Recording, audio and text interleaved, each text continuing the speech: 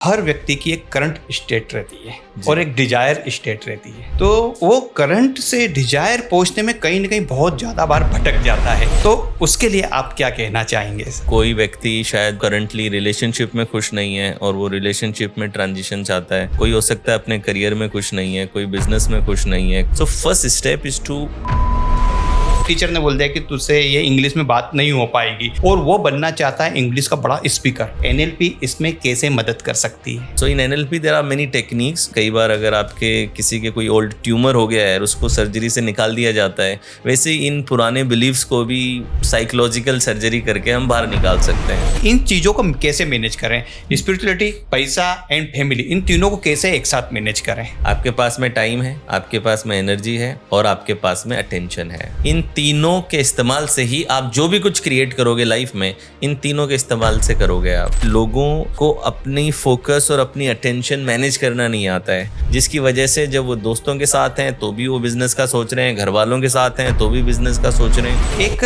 NLP का coach बनने के लिए क्या जरूरत होती है? कितने महीने का समय होता है कि वो पूरी तरह से एनएलपी कोच बन जाए और कुछ पैसा कमाना शुरू कर दे? 3 मंथ में इस प्रोसेस को सीखा जा सकता है। बाकी लर्निंग तो एंडलेस है, ये एक इम्पोर्टेंट चीज है।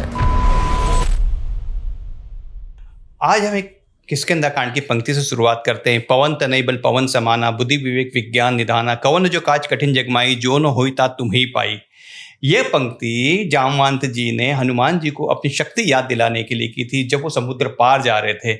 हम हमेशा कहीं ना कहीं अटक जाते हैं, तो हमारे पास एक बड़ा कोच होना चाहिए जो हमें हमारी शक्ति का एहसास दिलाए और हम हमारी नैया को पार कर पाएं। ऐसे ही हमारे साथ एक कोच हैं जिन्होंने कई लोगों की नैया पार कराई। देश नहीं, विदेश नहीं, कई जगह पे उनके बहुत सारे लाखों स्टूडेंट हैं और कहीं ना कहीं वो स्टक रहते थे और सर ने उनकी नैया पार करवा दी। ऐसे हमारे भीष्म पितामह हैं कोचिंग के वाईएसआर सर, जो एक छोटे से राजस्थान शहर से निकल कर आए और ब्रिटिश पार्लियामेंट में जाकर उनका सम्मान हुआ। ये हमारे लिए बड़े गर्व की बात है। मेरे लिए बड़ी गर्व की बात है कि आज मेरे चैनल पर वाईएसआर सर आए हैं। आपका स्वागत है रिचार्ज विद जीतू शर्मा में, जहां पर आप बताएंगे कि एनएलपी किस तरीके से काम करती है और माइंडसेट कैसे काम करता है। तो सर, मैं आपका बहुत बहुत स्वागत करता हूं मेरे recharge with Jitu Sharma coach में। मेरा बहुत बड़ा सौभाग्य है कि आप यहाँ पर उपस्थित हुए। Thank you so much Jitu ji, thank you for having me. Sir, सबसे पहले मैं आपसे एक क्वेश्चन पूछना चाहता हूँ। हर व्यक्ति की एक करंट स्टेट रहती है और एक डिजायर स्टेट रहती है। तो वो करंट से डिजायर पहुंचने में कहीं ना कहीं बहुत ज़्यादा बार भटक जाता है। कई लोग छोटा सा करते हैं और आगे बढ़ जाते हैं या फिर छोड़ देते हैं अपनी चीज़ों को, जैसे मैंने बताया कि स्टक हो जाते हैं। तो उसके लिए आप क्या कहना चाहेंगे? जी, यस, ऑफ कोर्स, हम सभी लोग एक escape arrival मोड में जी रहे होते हैं, that we want to escape the current state and we want to arrive at the desired state. तो कोई व्यक्ति शायद करंटली रिलेशनशिप में खुश नहीं है और वो रिलेशनशिप में ट्रांजिशन चाहता है।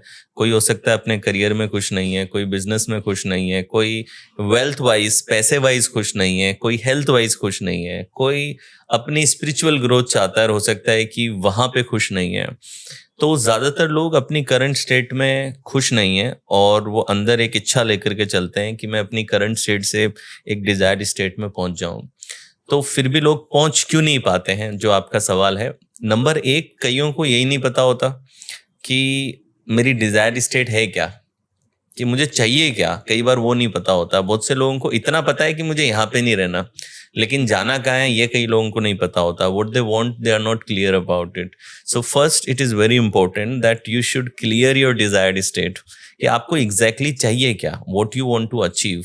तो अगर आपकी हेल्थ खराब है तो अच्छी हेल्थ का मतलब आपके लिए क्या है, what is the meaning of good health for you. Good health का मतलब आपके लिए डिजीज फ्री होना है, कंसिस्टेंट एनर्जी में रहना है, हायर फोकस के अंदर रहना है, या फिर एक पीसफुल एनवायरनमेंट अपने शरीर के अंदर चाहिए आपको।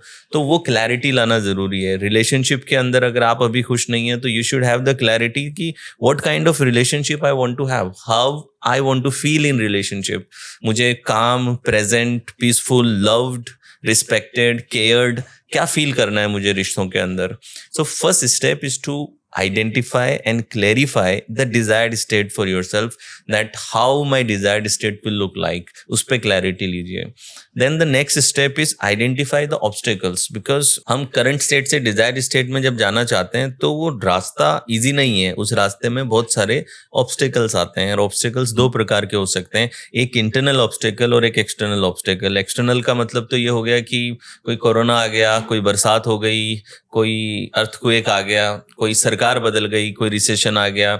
तो एक्सटर्नल फैक्टर्स काफी हद तक आप कंट्रोल नहीं कर सकते, लेकिन there are many internal factors, जैसे कि आपकी बिलीफ सिस्टम, आपकी पास्ट की प्रोग्रामिंग, आपकी आइडेंटिटी, आपकी सेल्फ इमेज, आपके पास्ट फेलियर से आपने क्या लर्निंग ली है, आपकी एजुकेशन, ये सारी चीजें आपके इंटरनल ऑब्स्टेकल्स में आती हैं. तो अगर आपके अंदर ब्लॉकेजेस हैं सबकॉन्शियस माइंड में, इफ यू हैव ब्लॉकेजेस, अगर आपकी पास्ट कंडीशनिंग स्कैरसिटी के लिए बनी हुई है, तो फिर ऐसा होगा कि ये ऑब्स्टेकल्स आपको आगे नहीं बढ़ने देंगे.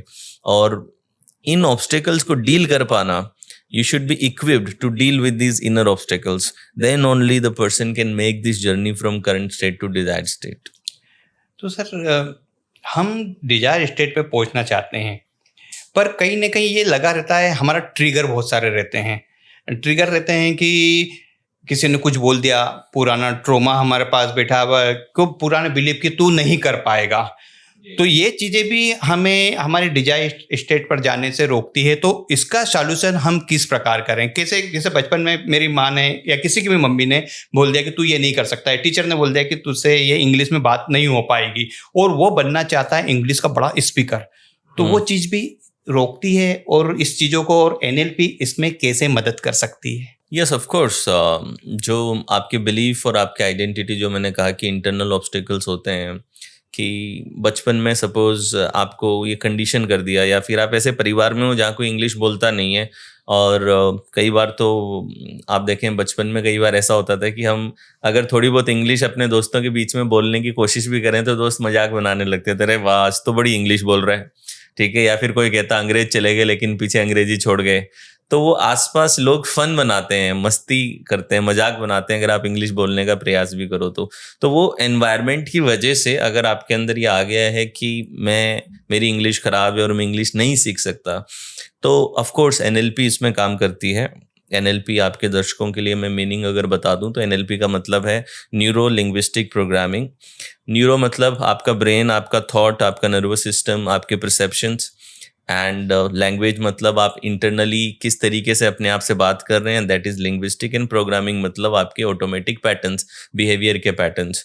तो न्यूरो लिंग्विस्टिक प्रोग्रामिंग वो विज्ञान है जिसकी मदद से हम अपने ब्रेन को बहुत अच्छे से समझ सकते हैं, अपने बिहेवियर पैटर्न्स को चेंज कर सकते हैं, एंड अपने आप को ट्रांसफॉर्म कर सकते हैं by transforming our thoughts, our behaviour, and transforming the way we communicate with ourselves. So this is the main crux of NLP. So in NLP there are many techniques, जो techniques belief system की surgery करने में मदद करती है. कि जो old, जैसे कई बार अगर आपके किसी के कोई ओल्ड ट्यूमर हो गया है और उसको सर्जरी से निकाल दिया जाता है, वैसे ही इन पुराने बिलीव्स को भी साइकोलॉजिकल सर्जरी करके हम बाहर निकाल सकते हैं. So there are believe clearing techniques जो कि यूज़ की जा सकती है. अगर मैं शॉर्ट में आपके दर्शकों को बताऊं तो if you are holding any kind of negative belief, चाहे वो इस इंग्लिश को लेकर के आपने एग्जाम्पल दिया, या फिर बिजनेस को लेके है कि मैं बिजनेस नहीं कर सकता, मैं पैसे नहीं कमा सकता, मैं हील नहीं कर सकता, I am not enough, what if I fail, all kind of negative belief, rich people are evil, I cannot make money, जो भी आपके अंदर नेगेटिव बिलीफ है, मैं दिखने में ठीक नहीं हूँ, मेरी हाइट छोटी है इसलिए मुझे कोई पसंद नहीं करेगा, तो ये जितने भी बिलीफ सिस्टम आपने होल्ड करें, तो सबसे पहले आप अपने आप से ये सवाल करें that is this belief that I am holding, is it my opinion or it is a universal truth. ये एक ओपिनियन है या फिर एक यूनिवर्सल ट्रूथ है.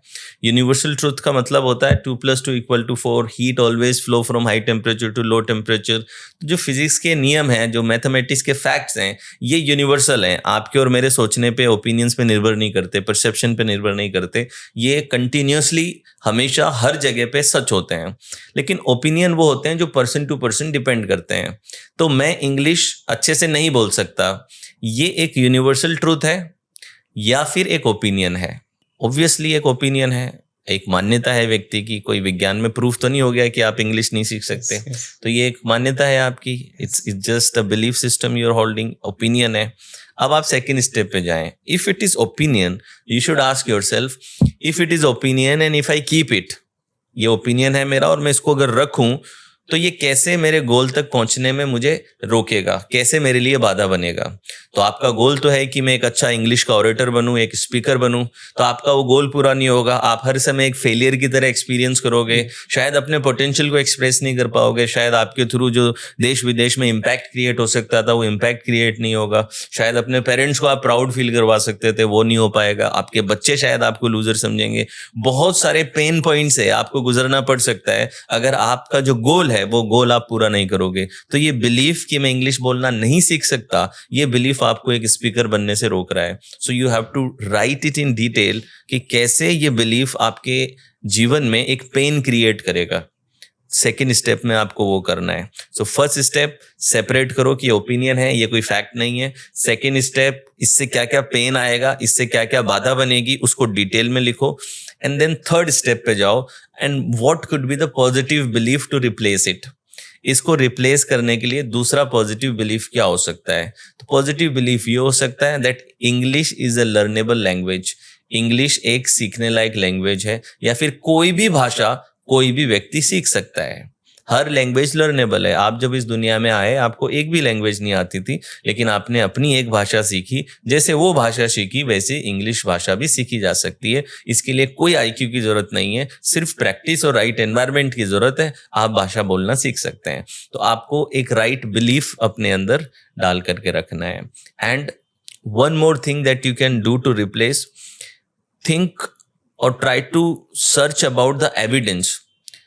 अपने पॉजिटिव बिलीफ के एविडेंस ढूंढो और नेगेटिव बिलीफ के काउंटर एविडेंस ढूंढो। काउंटर एविडेंस का मतलब कि मेरा ये मानना कि मैं गांव के बैकग्राउंड से हूं इसलिए मैं इंग्लिश नहीं सीख सकूंगा।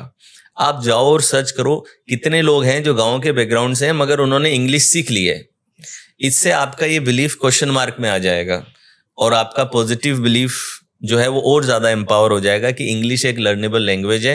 वाई? बिकॉज बहुत सारे लोग गाँव के बैकग्राउंड से हैं लेकिन आज आराम से अंग्रेजी बोल पाते हैं, इंग्लिश अच्छे से बोल पाते हैं। तो ये 3 स्टेप का सिंपल प्रोसेस है। फर्स्ट, ओपिनियन वर्सेस फैक्ट को डिफरेंशिएट करो। सेकंड, इस ओपिनियन को रखने से क्या क्या नुकसान होगा उसको डिटेल में देखो, लिखो। और थर्ड स्टेप में उसकी जगह एक पॉजिटिव बिलीफ को रीफ्रेम करो और साथ में काउंटर एविडेंस ढूंढो। सर्च फॉर काउंटर एविडेंस जो इस बिलीफ को तोड़ता हो। जैसे सर आपने बताया कि अपन काउंटर करें इसका, बट क्या होता है कई बार कि जैसे महिला है जो 30 साल तक उसी चीज़ों को सहते हुए आ रही है और उसको मेडिटेशन शुरू करवा दिया या पॉजिटिव चीज़ें हम लेकर आ गए, वो कुछ दिन तो पॉजिटिव रहेगी लेकिन घर पे अचानक हस्बैंड से जरा सा भी कुछ गड़बड़ हो गई या कुछ बच्चे से गड़बड़ हो गई, वो वापस उसी ठाठ में आ जाती है। तो उसके लिए हमें क्या करना चाहिए? जी, उसके लिए पहली चीज़ तो ये कि कोई भी चेंज, कई बार आप सिर्फ एक स्पीच सुनते हो तो चेंज आपके अंदर टेम्पररी चेंज सिर्फ आता है। टेम्पररी चेंज में और पैटर्न चेंज में, दोनों में अंतर है। टेम्पररी मतलब सिर्फ ऊपर ऊपर से सरफेस लेवल पे चेंज आया है, लेकिन पैटर्न को बदलने में it requires long term training. थोड़ी जो ट्रेनिंग है उसको लंबा रखना पड़ेगा। तो एनएलपी में कई टेक्निक्स आती हैं, उन टेक्निक्स को यूज़ किया जा सकता है अपने ट्रिगर्स को कोलैप्स करने के लिए या फिर अपनी स्टेट्स को मैनेज करने के लिए। तो जो भी इमोशनल स्टेट अगर उस लेडी की बन रही है कि सपोज हस्बैंड ने कुछ बोला and she is getting triggered और फिर वो गुस्सा आ रहा है या फिर एंग्जाइटी आ रही है या फिर if she is feeling hurt, इन सभी नेगेटिव इमोशनल स्टेट में एनएलपी में एक बहुत खूबसूरत टेक्निक आती है जिसे कहते हैं एज इफ टेक्निक। तो ये टेक्निक बॉडी माइंड कनेक्शन पे काम करती है, जिसमें हम अपनी बॉडी को शिफ्ट करके अपने माइंड में अपने इमोशन को शिफ्ट कर सकते हैं।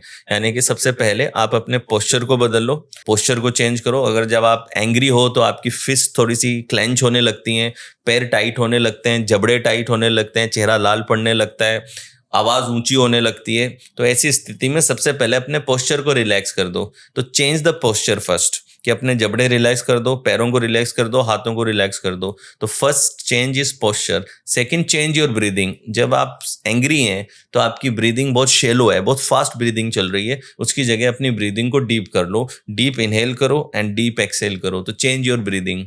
थर्ड चीज, चेंज योर फेशियल एक्सप्रेशन। जब आपको गुस्सा आया है तो आपके यहाँ पे माथे पे फ्राउनिंग हो जाएगी, तो उस फ्राउनिंग को रिलैक्स कर दो, फेस को रिलैक्स कर दो। ये तीसरा स्टेप आपको करना है। चौथा, इंटरनल वॉइस। अपने मन में एक आवाज क्रिएट करो that my name is this and I am relaxed, और इसी टोन में होना चाहिए, my name is this and I am relaxed. तो ये चीज आपको करनी है। तो ये 4 स्टेप है, posture, breathing, facial expression and inner voice. ये 4 चीजों में जैसे आप शिफ्ट करोगे आपकी स्टेट भी शिफ्ट हो जाएगी। सर जैसे अभी एक बहुत ज़्यादा ट्रिगर सब भी रिलेशनशिप में ज़्यादा चलता है। जैसे कोई यंग लड़का लड़की हो या कुछ भी हस्बैंड वाइफ हो, सब में कि अगर किसी ने किसी को फ़ोन लगाया और वो फ़ोन उठा नहीं पाया, या फिर किसी ने मैसेज किया और उसका जवाब 1 घंटे 2 घंटे 3 घंटे नहीं दिया, इसी में रिलेशनशिप खराब हो रहे हैं। ये ट्रिगर बहुत ही ज़्यादा चल रहा है। तो मेरे दर्शकों को ये बताने कि उसके इस ट्रिगर से कैसे निपटे। 90% लोग इसमें शिकार हैं। मतलब मैं कह दूं कि मैं भी इसका शिकार हूँ, क्योंकि अगर कोई 3 घंटे मेरे मैसेज का जवाब नहीं देता तो मुझे लगता है कि कुछ मैंने गलत तो नहीं पूछ लिया, या इसको कुछ बुरा तो नहीं लग गया। ऐसे मेरे खुद के दिमाग में से ठाट आना शुरू होते हैं। तो मैंने सोचा था कि सर से पूछूंगा कि इसकी कोई टेक्निक बताएं, कोई 3 टेक्निक अच्छी जो सब लोगों के लिए महत्वपूर्ण हो। ह्यूमन माइंड हमेशा इंफॉर्मेशन को पहले तो रिसीव करता है। The first step is the reception. कि आज अभी जब हम बैठे हैं और बात कर रहे हैं तो मेरी जो आवाज़ है और जो मेरा विजुअल है वो आपकी आंखों में और कानों के अंदर जा रहे हैं। तो जब डेटा सेंसेस पे पहुंचता है तो उसे कहते हैं रिसेप्शन। और उसके बाद में एक प्रोसेस होती है, फिल्ट्रेशन की प्रोसेस होती है। जैसे एक छलनी होती है ना, हम छलनी, चाय की छलनी है तो चाय बाहर निकल जाती है और कचरा ऊपर रह जाता है। वैसे ही हमारे ब्रेन में भी फिल्ट्रेशन सिस्टम है। वो फिल्ट्रेशन, डिलीशन, डिस्टोर्शन और जनरलाइजेशन, ये 3 काम करता है। यानी कि जो भी रिसीव हुआ उस डेटा में से कुछ चीज़ों को वो डिलीट कर देगा, कुछ चीज़ों को डिस्टोर्ट कर देगा और कुछ चीज़ों को जनरलाइज कर देगा। डिलीट मतलब घटा देना। जैसे कि अभी आप और हम बैठ करके यहाँ पे बात कर रहे हैं, ओके, लेकिन अगर मैं आपसे कहूँ कि आपका पैर जो जमीन पे लगा है उस जगह पे जो टेम्परेचर है उस टेम्परेचर को ऑब्जर्व करो कि वहाँ पे कैसा टेम्परेचर है और प्रेशर क्या है वहाँ पे, उसको जरा ऑब्जर्व करो। तो आप जब ऑब्जर्व करेंगे तो there is a pressure and there is temperature sensation as well. पर पिछले 15-20 मिनट से जब हम बात कर रहे थे तो क्या आप उस डेटा को प्रोसेस कर रहे थे? You were completely deleting it. ये डेटा आपके माइंड में तो पहुंच रहा था लेकिन आप उस पर ध्यान नहीं दे रहे थे। You were completely deleting it. कई बार बचपन में ऐसा होता था कि मम्मी बोलती थी बेटा जा किचन से ये नमक का डब्बा ले आ। मैं कहता मम्मी मेरे को नहीं मिलेगा। फिर मम्मी थोड़ा डांट के बोलती तो मैं जाता किचन के अंदर। अब मैं चारों तरफ देख रहा हूँ, मुझे डब्बा दिख ही नहीं रहा। मम्मी कह रही है वहीं गैस के पास रखा हुआ है, ले ले। मेरे को दिख नहीं रहा। मैं कह रहा मैंने बोला था मम्मा मेरे को नहीं दिखेगा। फिर मम्मी आई और वहीं पड़ा हुआ होता है, मम्मी वहीं दिखाती है क्या पड़ा हुआ है तुझे, इतना सा नहीं दिखता। अब आप हैरान हो जाते हो कि यार ये मुझे क्यों नहीं दिखा। ये हुआ होगा आपके साथ भी? बिल्कुल। आदमियों के साथ तो रोज सुबह होता है, कभी मोजे नहीं मिलते, कभी चाबी नहीं मिलती, कभी पर्स नहीं मिलता, कभी चश्मा सामने रखा हुआ है लेकिन मिलता नहीं है, क्योंकि वो पहले से दिमाग में उसने बना रखा है कि मुझे नहीं दिखेगा। तो क्योंकि नहीं दिखेगा मान रखा है आपने, तो वो इनपुट आपके ब्रेन में जा भी रहा है ना तो भी आपका कॉन्शियस माइंड उसको ले नहीं रहा, उसको डिलीट कर देता है। सो हम कॉन्स्टेंटली एनवायरमेंट में जितना भी इंफॉर्मेशन आ रहा है सबको प्रोसेस नहीं करते, उसमें से बहुत सारी चीजें हम डिलीट कर देते हैं। तो डेटा अंदर पहुंचा, हमने कुछ डिलीट किया। सेकेंड पार्ट होता है डिस्टोर्शन। डिस्टोर्शन का मतलब होता है उसके अंदर तोड़ मरोड़ कर देना, या तोड़ मरोड़ के उसको समझना, उसमें एडिटिंग कर लेना। जैसे मूवी होती है, एक मूवी 5-6 घंटे की शूट होती है तो फाइनल जो स्क्रीन पे रिलीज होती है वो 3 घंटे की होती है। तो 5 घंटे की मूवी 3 घंटे की, यानी बाकी सब सीन डिलीट हो गए ना उसमें से। और फिर बाद में जो सीन होते हैं उसमें पीछे बैकग्राउंड म्यूजिक आ जाता है, उसके अंदर फिल्टर्स आ जाते हैं, स्लो मोशन आ जाता है। ये क्या है? डिस्टोर्शन है। जो एडिटिंग है वो डिस्टोर्शन है। तो हम भी जब रियलिटी को डाउनलोड करते हैं तो हम रियलिटी को, आपका ब्रेन डिस्टोर्शन कर देता है, उसमें एडिटिंग कर देता है। एडिटिंग कैसे करता है? अपनी अजम्पशंस के जरिए। आपके मूड के हिसाब से आप एडिट कर दोगे, आपकी अजम्पशन के हिसाब से आप एडिट कर दोगे। तो हम कंटिन्यूअसली उसे डिस्टॉर्ट करके देखते हैं। तो सेकंड फेज होती है डिस्टोर्शन की। तो आपका जो केस है, ये केस है डिस्टोर्शन का case. This is not a case of deletion, ये केस ऑफ डिस्टोर्शन है।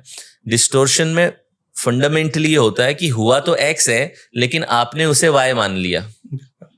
एक्स को वाई मान लेना, तो एक्स को वाई मानने का मतलब हुआ कि सपोज आपने किसी को व्हाट्सएप पे मैसेज किया, सामने वाले का ग्रीन टिक आ गया और फिर भी उसने रिप्लाई नहीं दिया, और आपने क्या मान लिया, ये पर्सन मुझे डिसरिस्पेक्ट कर रहा है। उसने व्हाट्सएप का रिप्लाई नहीं दिया, ये एक्स है, लेकिन व्हाट्सएप का रिप्लाई ना देने का मतलब डिसरिस्पेक्ट थोड़ी होती है। इसके तो कई मायने हो सकते हैं। हो सकता है कि वो कार चला रहा था, चलाते चलाते उसने व्हाट्सएप देख तो लिया लेकिन टाइप नहीं कर पाएगा, इसलिए आंसर नहीं कर रहा।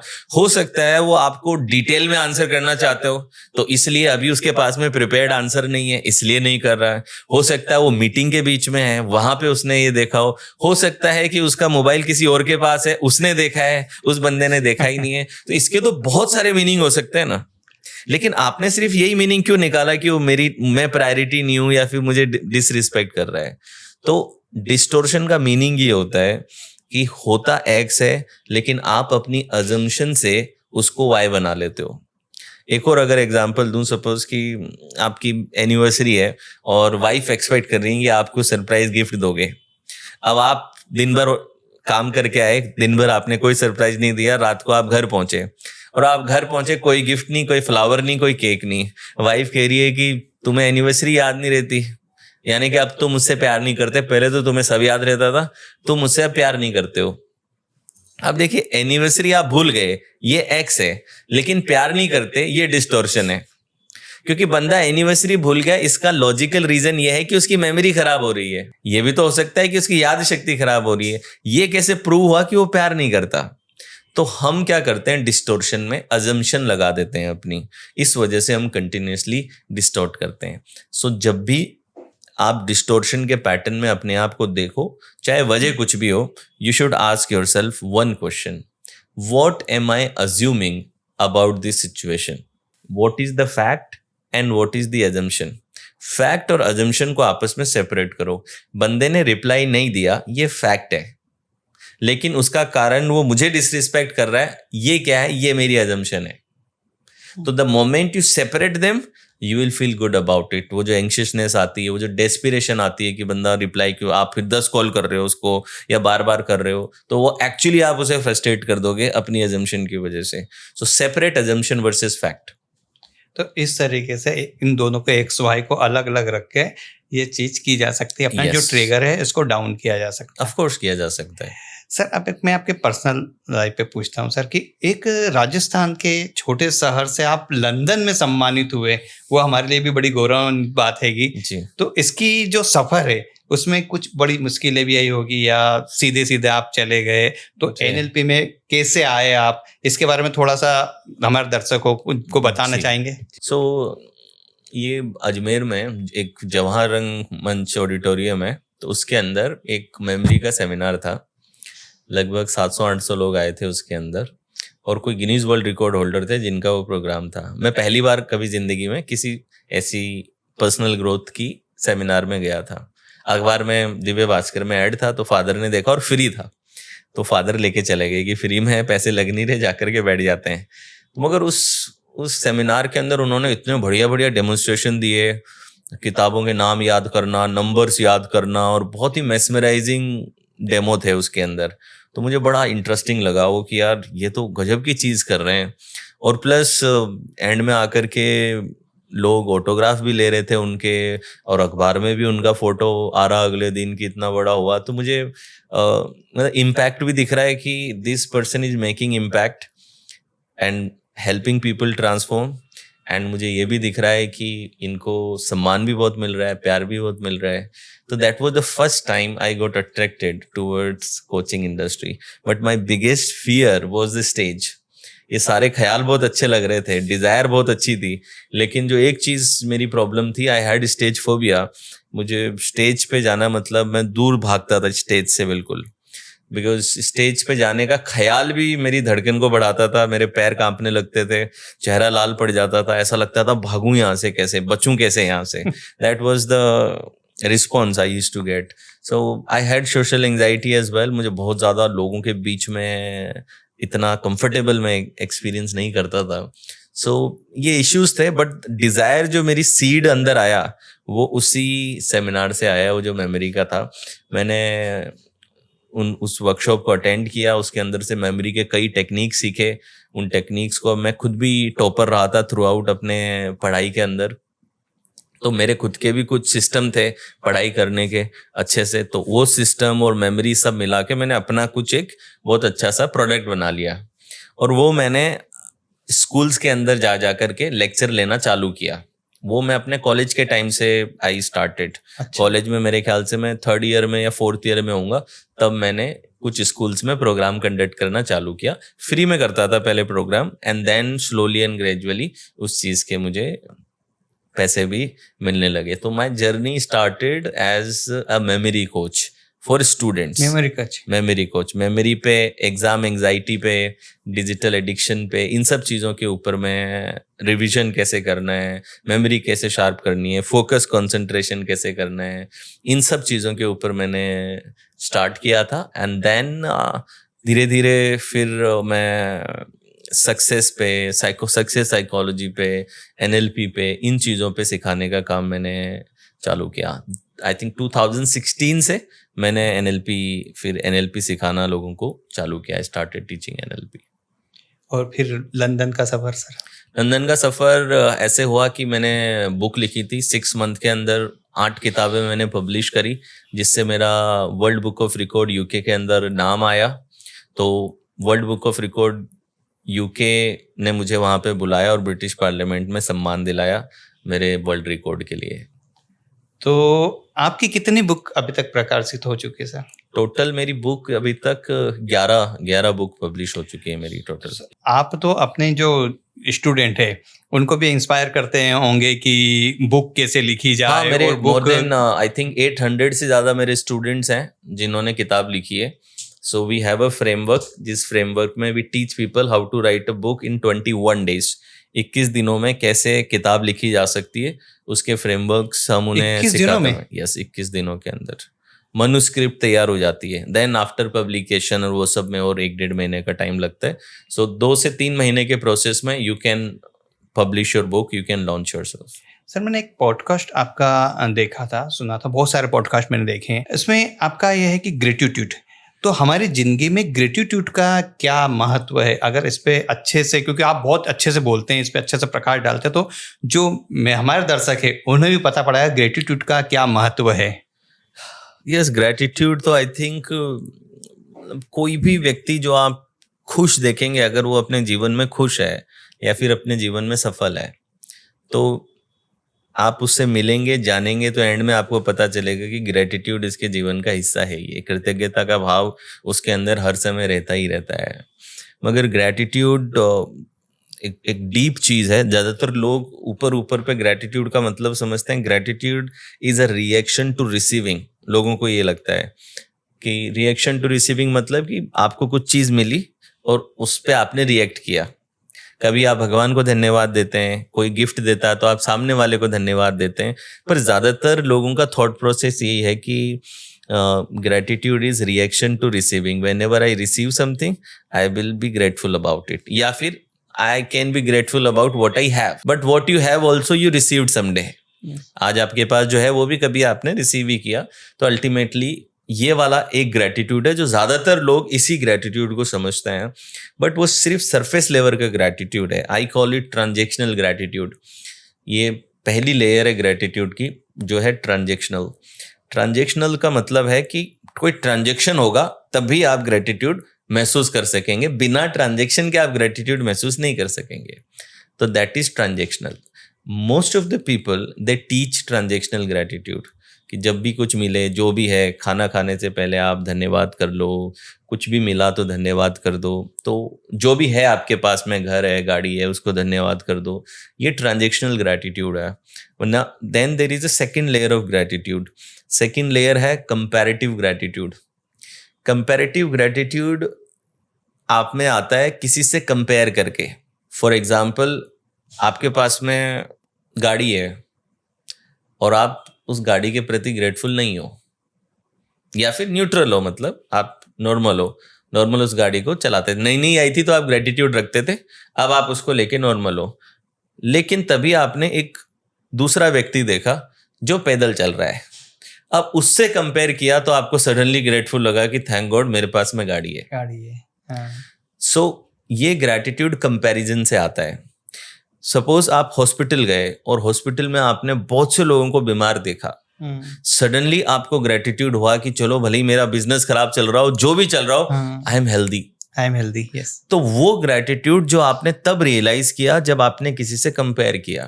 तो एक व्यक्ति नंगे पैर चल रहा था रोड पे, और नंगे पैर चलते चलते भगवान को बड़ा दोष दे रहा था कि मेरे पास में चप्पल भी नहीं दिया आपने, क्या कर दिया मेरे साथ में ये।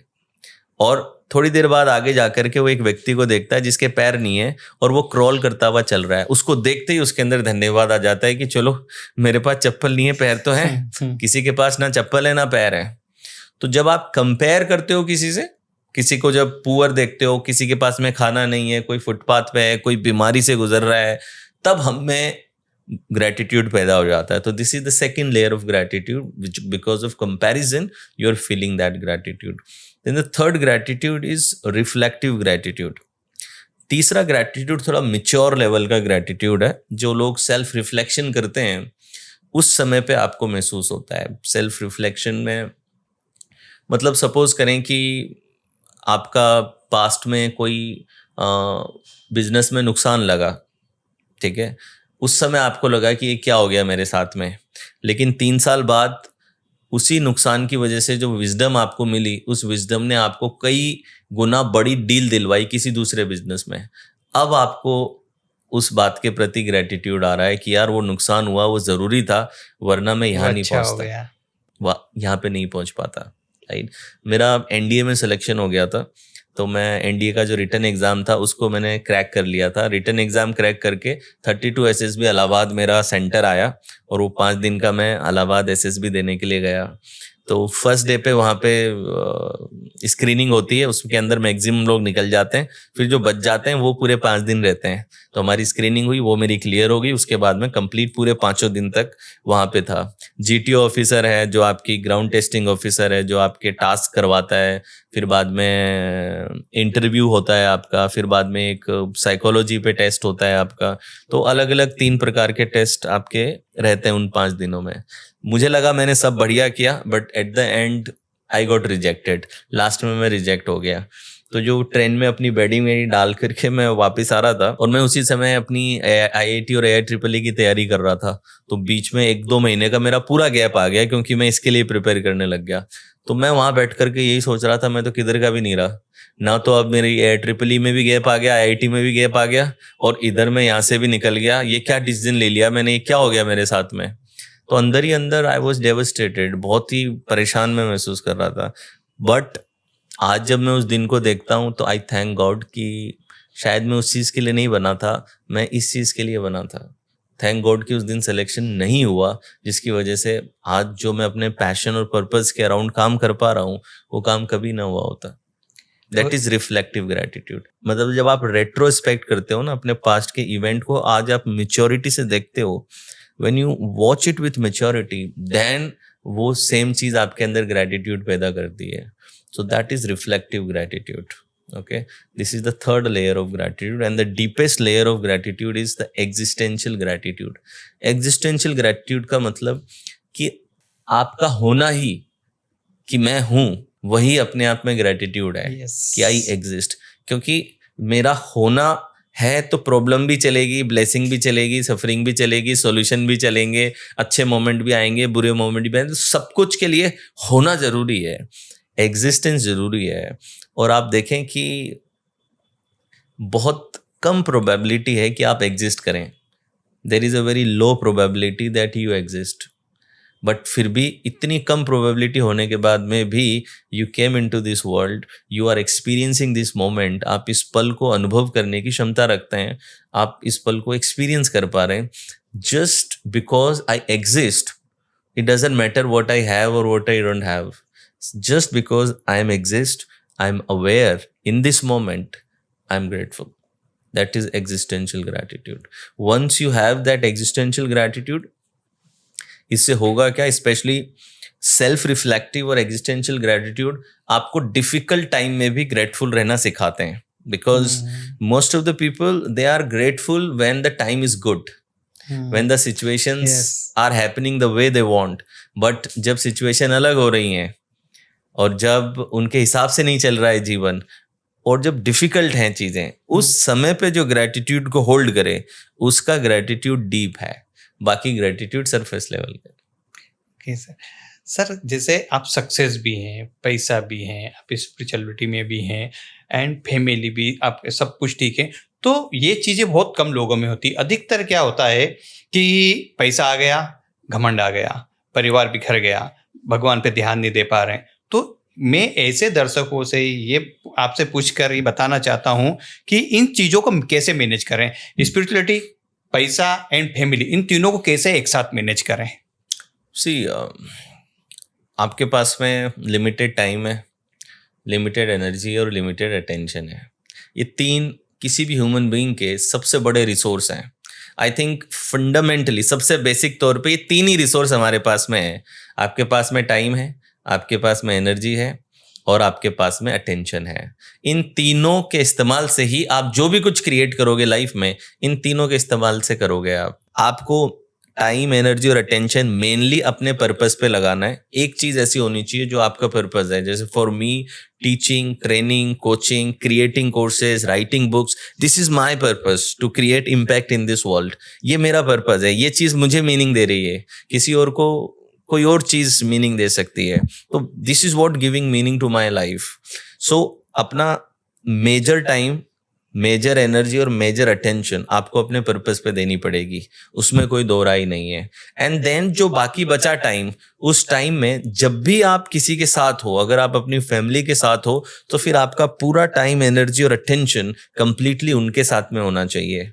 आप अपने दोस्तों के साथ में हो तो आपका टाइम, अटेंशन, एनर्जी उनके साथ में होना चाहिए। प्रॉब्लम कहाँ हो जाती है कि प्रॉब्लम होती है कि लोगों को अपनी फोकस और अपनी अटेंशन मैनेज करना नहीं आता है, जिसकी वजह से जब वो दोस्तों के साथ हैं तो भी वो बिजनेस का सोच रहे हैं, घर वालों के साथ हैं तो भी बिजनेस का सोच रहे हैं, वो जो शिफ्ट करना है वो शिफ्ट करना उन्हें नहीं आता। तो एक चीज तो ये that you should be able to shift your focus. जब जिस समय जिसके साथ हो उसके साथ कंप्लीटली रहो। लोग क्वांटिटी डिमांड नहीं करते हैं। ऑनेस्टली मैं अपने फैमिली को ज्यादा समय नहीं देता हूँ। मैं इतना मेरा मैक्सिमम समय, सोचिए कि अगर मेरे पास में दिन में मैं 14 घंटे अगर जाग रहा हूँ, 16 घंटे अगर मैं जाग रहा हूँ, तो 16 घंटे में से मुश्किल से 4 घंटे मेरे परिवार के लिए होते हैं बस। लेकिन वो 4 घंटे बहुत क्वालिटी टाइम होता है। जितना भी जो मैं समय देता हूँ वो क्वालिटी समय में देता हूँ, बाकी समय आई एम क्रिएटिंग। आप चाहते हो कि आपके परिवार वाले आपके पर्पस पे सपोर्ट करें, तो आपके अंदर वो डेडिकेशन दिखना चाहिए, आपके अंदर वो कमिटमेंट दिखना चाहिए। अगर आपके घर वाले आपको सही में प्यार करते हैं तो वो आपके पर्पस को 100% समझेंगे। वो समझेंगे कि आपका जीवन सिर्फ परिवार के लिए नहीं है, आपका जीवन ज़्यादा वैल्यूएबल है, इससे और बहुत से लोगों पे प्रभाव पड़ता है। तो मुझे नहीं लगता कि गांधी जी की वाइफ उनसे परेशान रहती होगी, तुम मुझे लंच पे नहीं ले जा रहे, तुम तो सत्याग्रह पे देश के लिए कर रहे हो, हमारे लिए क्या कर रहे हो। मुझे नहीं लगता उनके बच्चे परेशान होते होंगे कि तुमने अपना जीवन देश पे समर्पित कर दिया। या सचिन तेंदुलकर के बच्चे उससे नाराज होते होंगे, क्या तुम तो हमेशा बर्थडे पे भी हमारे साथ में नहीं रहते, एनिवर्सरी पे भी हमारे साथ में नहीं रहते। जब आपकी फैमिली ये समझ जाती है कि आपके जीवन पे सिर्फ उनका हक नहीं है, आपका जीवन कुछ बड़ा क्रिएट करने के लिए बना है, जब ये कम्युनिकेशन उनको पहुंच जाता है, तो जो लोग सही में प्यार करते हैं वो आपका सपोर्ट सिस्टम बन जाते हैं, वो आपके लिए बाधा नहीं बनते। बट वो कम्युनिकेशन होता कैसे? वो कम्युनिकेशन होता है जब आप अपने काम में माहिर बने, काम के प्रति अनुशासित रहें और जितना भी समय उनके साथ हैं कंप्लीटली उनके साथ रहें। लेकिन लोग क्या करते हैं कि लोग पर्पस ओरिएंटेड काम नहीं करते, उस जो काम कर रहे होते हैं उसमें स्ट्रेस में रहते हैं, फिर उस स्ट्रेस को घर पे लाते हैं, घर वालों को स्ट्रेस में डालते हैं। तो this is how it happens. और जहाँ तक मनी का आपने बोला, मनी गोल होती ही नहीं है, गोल आपका काम होता है। अगर आप काम अच्छा करोगे उससे जो पैसा बनना चाहिए वो आपके पास में आएगा, as simple as that. Sir जैसे आपने बताया कि आपका पेशा है कि अधिक से अधिक लोगों की मदद करे कोचिंग के द्वारा, तो एक NLP का कोच बनने के लिए क्या ज़रूरत होती है, कितने महीने का समय होता है कि वो पूरी तरह से एनएलपी कोच बन जाए और कुछ पैसा कमाना शुरू कर दे, या अपने आप को हीलिंग शुरू कर दे, अपने परिवार को हीलिंग शुरू कर दे? किस टाइप की स्टेप्स रहती है? स्टेप्स ये हैं कि सबसे पहले तो देखिए कि आप एनएलपी प्रैक्टिशनर कोर्स करें, जो कि मेरे ख्याल से मैं 2 महीने के अंदर सिखाता हूँ. Once you have done your NLP practitioner course, and उस प्रैक्टिशनर कोर्स के दौरान आप खुद के अंदर उन ट्रांसफॉर्मेशन को ऑब्जर्व करें कि आप अपने आप को कितना हील कर पा रहे हो, आप अपने इमोशंस को कितना मैनेज कर पा रहे हो, आप अपनी बिहेवियर और हैबिट्स में कितने बढ़िया चेंजेस लेकर के आ पा रहे हो, आपके आसपास के लोग उसे नोटिस कर पा रहे हैं. तो अब आप उन टेक्निक्स को थोड़ा बहुत अपने रिश्तेदारों पे या आसपास के लोगों को हेल्प करने की कोशिश करके देखो. बिकॉज जैसे एक सिंगर जो होता है उसमें एक सरस्वती की तरफ से गिफ्ट होता है कि उसका सुर नेचुरली भी होता है, फिर रियाज से वो उसको बढ़िया करता है. वैसे जो कोच का गिफ्ट लेकर के आया ना, उसके अंदर नेचुरली होता है कि वो लोगों की हेल्प करना चाहता है. फर्क सिर्फ इतना है कि वो अपने एक्सपीरियंस के हिसाब से हेल्प कर रहा है, रेंडमली हेल्प कर रहा है, इंट्यूशन से हेल्प कर रहा है, अच्छा सा सुन के हेल्प कर रहा है. कई लोग सुनने में बहुत अच्छे होते हैं कि किसी ने आकर के अपना दर्द बताया और आपने आराम से सुन लिया, तो कई लोगों को उसी से फायदा हो रहा है. बट ये करने का मतलब है कि आप में कोचिंग का सीड है, लेकिन उस सीड पे रियाज तो करना पड़ेगा उसको बढ़िया करने के लिए. सो अगर आप में सीड है, आपको लोगों को हेल्प करना अच्छा लगता है, तो एनएलपी सीख करके थोड़ा बहुत आप हेल्प करो. एंड फिर आपको अगर लग रहा है कि नहीं इसमें तो मैं प्रोफेशन भी बना सकता हूँ, then you can do professional coaching program, जहाँ के ऊपर आप कंप्लीट डिटेल कि कंप्लीट स्ट्रक्चर क्या है, लोगों की प्रॉब्लम्स को कैसे आइडेंटिफाई करना है, उस प्रॉब्लम को सॉल्व कैसे करना है, क्लाइंट्स कैसे लाने हैं, उन तक पहुंचना कैसे है, देन आगे का जो पूरा प्रोसेस है वो प्रोसेस आएगा. आई थिंक 3 मंथ में इस प्रोसेस को सीखा जा सकता है. सो 3 से 5 महीने की ट्रेनिंग के अंदर एक व्यक्ति अपने इस कोचिंग करियर की शुरुआत कर सकता है. बाकी लर्निंग तो एंडलेस है. फिर आप धीरे धीरे और ज़्यादा मेच्योर होने लगते हैं, और ज़्यादा सीखने लगते हैं, और ज़्यादा डेप्थ आपके काम के अंदर आने लगती है, and then you can grow. आज की टाइम पे मैं देखूं तो ग्रो करना इजी हो गया है, क्योंकि व्हेन वी स्टार्टेड कोई इतना सोशल मीडिया नहीं था, और इतना ज़्यादा सोशल मीडिया का यूज़, और इवन ऑडियंस में भी अवेयरनेस नहीं थी. ऑडियंस वॉज नॉट अवेयर कि हमें सही में खुद पे इन्वेस्ट करना चाहिए क्या, खुद की लर्निंग पे या इन चीज़ों पे नहीं ज़्यादा लोगों का इंटरेस्ट था. ये इंटरेस्ट बहुत ज़्यादा बढ़ा कोरोना के टाइम पे. कोरोना में लोगों को क्या ठहरने का मौका मिला, रुकने का मौका मिला, और जब वो रुके ना, उस समय उनको रियलाइज हुआ कि नहीं यार, ये मेंटल हेल्थ और खुद पे काम करना ये एक इम्पोर्टेंट चीज़ है, और वहाँ से लोगों ने इसको सीरियसली लेना चालू किया. सर, जैसे एनएलपी के द्वारा हम, जैसे अभी मैंने देखा गया है, आईआईटी, जेईई और बहुत सारी कॉम्पिटिटिव एग्जाम होती है, स्टूडेंट होते हैं इसमें स्ट्रगल करते हैं, क्योंकि घर का भी प्रेशर रहता है, घर वालों की बहुत सारी अपेक्षाएं रहती है, टीचर्स का भी बहुत प्रेशर रहता है, तो वो एग्जाम हॉल में जाकर बहुत सारी चीज़ें भूल जाते हैं, या फिर एक दिन पहले फीवर आ जाता है, बुखार आ जाता है. तो कुछ ऐसी 3 चीज़ें आप बता सकते हैं कि वो चीज़ें वो करेंगे तो उनके अंदर कॉन्फिडेंस आएगा, और ऐसी कोई सी 3 चीज़ वो छोड़ दें तो हमेशा कॉन्फिडेंस बरकरार रहेगा? सो जो छोड़ना है पहले वो बता देता हूँ कि स्पेशली जो भी बच्चे चाहे आईआईटी की तैयारी कर रहे हैं या यूपीएससी या किसी के भी अंदर हैं, नंबर 1 रीज़न, कंपैरिजन मत करो. Don't compare yourself with other people. आजकल सोशल मीडिया के ज़माने में everybody is in comparison trap, कि जहाँ पे आप लोगों की हाईलाइटेड ज़िंदगी देख करके अपनी ज़िंदगी से उसे कंपेयर करते हो, और फिर आपको लगता है कि देखो ये लोग तो कितने खुश हैं, ये लोग तो कितने होशियार हैं, ये लोग तो कितना बढ़िया मार्क्स लेकर के आ रहे हैं, और मेरा क्या होगा, मुझे पता ही नहीं है. Don't compare yourself with other people. Comparison करना सबसे पहले आपको छोड़ना पड़ेगा. तो this is the first thing you should drop. Second चीज़, जितना हो सके अपना जो मोबाइल स्क्रीन टाइम है उस स्क्रीन टाइम को रिड्यूस करने का प्रयास करें, बिकॉज जितना ज़्यादा आपका स्क्रीन टाइम बढ़ेगा उतना ज़्यादा आपकी स्लीप साइकिल हैम्पर होगी, आपकी जो अटेंशन मसल है, आपकी जो फोकस करने की एबिलिटी है, वो फोकस करने की एबिलिटी भी बहुत ज़्यादा नीचे गिरेगी अगर आप टू मच स्क्रीन को यूज़ कर रहे हो तो. और तीसरी चीज़, हमेशा नो मैटर व्हाट, एक चीज हमेशा ख्याल रखिएगा कि कोई भी एग्जाम का रिजल्ट आपके जीवन से बढ़कर नहीं है. आज लोगों में इतना प्रेशर आता है कि इवन आईआईटी में हर जगह आप देखते हैं बच्चे सुसाइड कर लेते हैं। वो सुसाइड उसने क्यों करी? क्योंकि उसको किसी ने बता दिया कि जिंदा रहने से भी बड़ी चीज है ये आईआईटी का एग्जाम क्रैक करना। जी नहीं, ऐसा बिल्कुल भी नहीं है।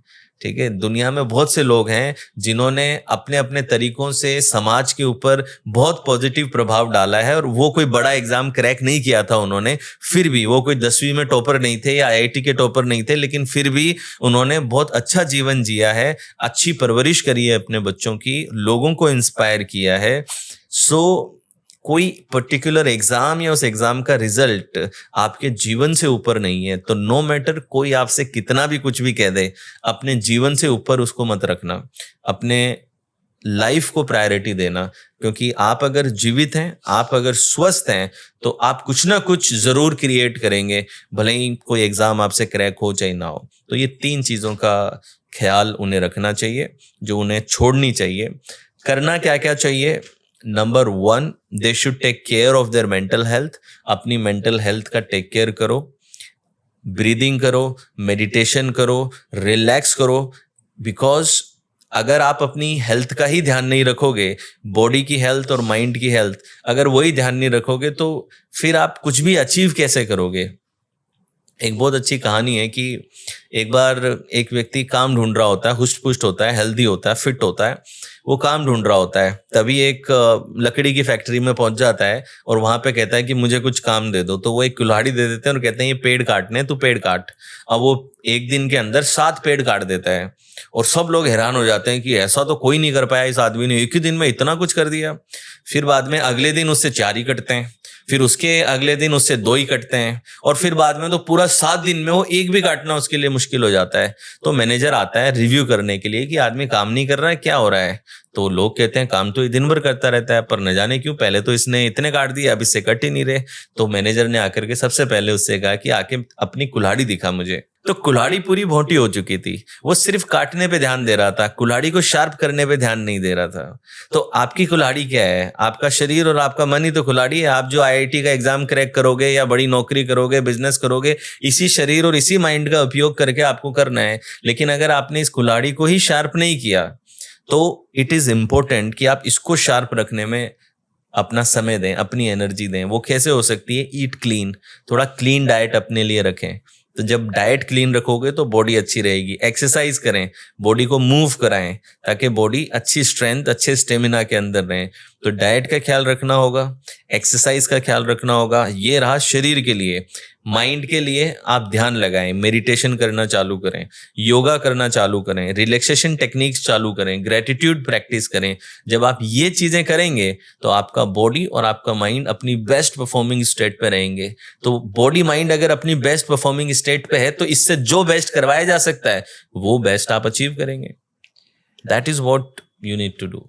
सर, मेडिटेशन की आपने बात बोली है, तो जो स्टूडेंट रहते हैं या गृहिणी रहती है या कोई भी बिजनेसमैन रहते हैं, ध्यान करना तो बैठना शुरू करते हैं, लेकिन 4 दिन 6 दिन बाद छोड़ देते हैं। तो ऐसी कोई टिप्स जो उनका ध्यान लगना शुरू हो, वो क्या करते हैं? थॉट रोकना शुरू करते हैं। उनको एक समझ आ गई कि थॉट रोकना मतलब ध्यान होना। तो कुछ ऐसा गाइडेंस बताइए कि उनका ध्यान लगना शुरू हो, तो उनका इंटरेस्ट जागे और ध्यान करें, और विजुअलाइजेशन का महत्व थोड़ा सा समझाएं। लोगों को लगता है कि मेडिटेशन का मतलब है कि मुझे पद्मासन, सिद्धासन, सुखासन, वज्रासन में किसी में बैठना है और अपनी सांसों पे ध्यान देना है। पर मेडिटेशन सिर्फ ये नहीं है। मेडिटेशन को अगर आप बारीकी से देखेंगे तो मेडिटेशन के बहुत सारे एस्पेक्ट हैं। जो आपने सांसों पे ध्यान रखा है उसे कहते हैं एंकरिंग, कि आपने एंकर किया है। ठीक है, अपनी अटेंशन को, जो आपका ध्यान है, आपकी अटेंशन को आपने एंकर किया है। हमारी अटेंशन में ओरिएंटेशन सिस्टम होता है, ब्रेन के अंदर एक ओरिएंटिंग सिस्टम होता है। जैसे नहीं, एक टेबल पंखा होता है, उसका अगर आप मूवमेंट ऑन कर दो तो पंखा इधर से उधर मूव करता रहेगा अलग अलग जगहों पे। इसे ओरिएंटेशन कहते हैं। तो जो ओरिएंटेशन है वो आपकी ध्यान शक्ति का मूवमेंट तय करता है कि ध्यान कहाँ कहाँ पे जाएगा। कि इधर कोई ट्रिगर मिला, आप सांसों पे लगाना चाहते हो, लेकिन बाहर एक साउंड गई तो पंखा उधर मूव कर जाएगा और वो उसके साथ इंगेज करने लगेगा। पेट में कोई पेन आ गया तो वहां चला जाएगा। और कोई थॉट आ गई तो थॉट पे चला जाएगा। तो अब आपका जो ओरिएंटिंग नेटवर्क है वो क्या कर रहा है, पंखे को अलग अलग दिशाओं में मूव कर रहा है, और आप क्या चाह रहे हो कि आप चाह रहे हो कि वो एक जगह पे रहे, राइट।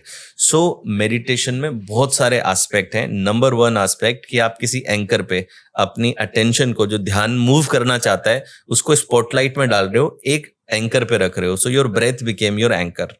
अब एंकर से चीज छूट के, ध्यान नेचुरल है कि वो अपने एंकर को छोड़ेगा और एंकर को छेड़ करके किसी और ट्रिगर पे जाएगा, थॉट पे जाएगा ज्यादातर, कि या बाहर की साउंड्स पे जाएगा। सपोज थॉट पे गया, तो मेडिटेशन का मतलब ये नहीं कि सांस को ध्यान पे रखना है। मेडिटेशन का मतलब है कि उस ड्रिफ्ट को नोटिस करो, नोटिस द ड्रिफ्ट, कि जो अटेंशन है वो एंकर से छूट करके कहाँ जा रही है। You have to notice the drift and then you have to redirect. So drifting and redirecting, ये जो 2 पार्ट हैं, दिस इज मेडिटेशन। तो मेडिटेशन की कोर प्रैक्टिस है वो सांस पे रखना नहीं है, redirection is the main practice, कि जो ध्यान ड्रिफ्ट हुआ उस ड्रिफ्ट को रीडायरेक्ट करना, दैट इज मेडिटेशन। लोग उसी को गड़बड़ समझते हैं कि यही मेरे साथ में गड़बड़ है, कि मेरा ध्यान ही नहीं रहता, मेरा माइंड कहीं और चला जाता है। जी नहीं, redirection of the attention, that is the core exercise. तो जैसे एक मसल को जब हम डंबल ऊपर करते हैं और नीचे करते हैं तो मसल कॉन्ट्रैक्ट होती है और एक्सपेंड होती है, उसी प्रोसेस में हमारी बाइसेप्स टूटती हैं। तो यहाँ पे भी यही है, जो ड्रिफ्ट है और जो रीडायरेक्शन है, ड्रिफ्ट है और रीडायरेक्शन है। So you have to notice the drift, you have to notice the redirection. तो इसी से आपकी ध्यान शक्ति इंप्रूव होती है। ब्रेथ एक एंकर का काम कर रही है कि जहां पे हमें रीडायरेक्ट करना है। तो मूवमेंट देखिए कितने हैं। एक मूवमेंट है कि ब्रेथ पे रखना है, सेकंड मूवमेंट है ड्रिफ्ट होके थॉट पे जा रही है, थर्ड मूवमेंट है रीडायरेक्ट करने का, और एक और सटल मूवमेंट है to let go the thought, कि वो जो थॉट के साथ इंगेज कर रही है उसको लेट गो कर देने का। तो मेन एक्सरसाइज क्या है, ब्रेथ पे ध्यान रखा, ध्यान को नोटिस किया कि वो ड्रिफ्ट होके थॉट पे गया, उस थॉट को रिलीज किया बोल के कि थिंकिंग क्या चल रही है, थिंकिंग चल रही है, उसको बोला और बोल करके लेट गो किया, लेट गो करके वापस सांस पे आ गए। फिर थोड़ी सी देर में वापस ड्रिफ्ट किया, कहीं और ड्रिफ्ट करोगे, इस बार ड्रिफ्ट किया, उसको नाम दिया, लेट गो किया एंड वापस रीडायरेक्ट कर दिया। तो maintaining the focus, drifting and redirecting and letting go, these are the 4 main movement in meditation. And more you start witnessing all these moment, you will become more aware and your attention will start strengthening, and it exactly work like a muscle. जैसे physical muscle है, attention exactly muscle वाली quality रखती है।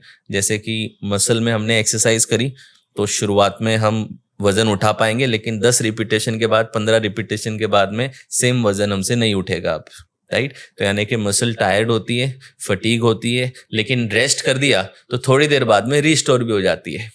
तो exactly with attention, अगर हम कुछ पढ़ रहे हैं, ध्यान लगा रहे हैं, 1 घंटा किया, 2 घंटा किया, अटेंशन थक जाएगी, फिर बाद में रेस्ट किया, रिलैक्स किया, सो लिए, फिर से रिस्टोर हो गई और फिर से हम अटेंशन को यूज करने के लिए तैयार हैं। तो एग्जैक्टली जैसे मसल वर्क करती है वैसे ही हमारी अटेंशन मसल भी काम करती है, and we can learn to train it through meditation. But don't just think कि सिर्फ सांस पे ध्यान रखना ही एम है।